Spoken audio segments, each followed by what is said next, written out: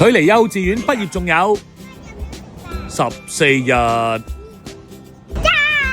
星期六就係上音樂班嘅日子嚟嘅，咁上完之後啊，翻屋企啦。佢兩個就唔知做乜，猛咁叫我畫公仔俾佢哋。有睇開呢度嘅朋友咧，可能都會記得咁之前係有個爸爸亂畫系列嘅。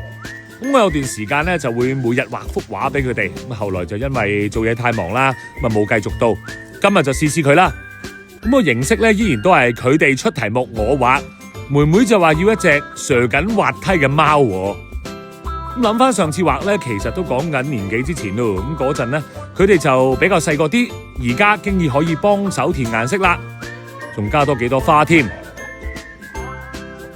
各位，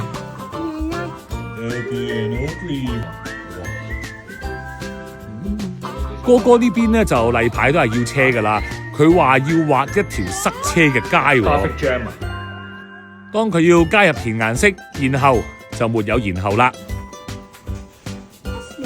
作品係點唔重要，重要嘅係可以同佢哋一齊玩啊嘛。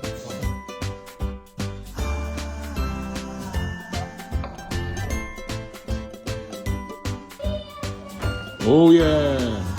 聽日見啦 ，peace。哦。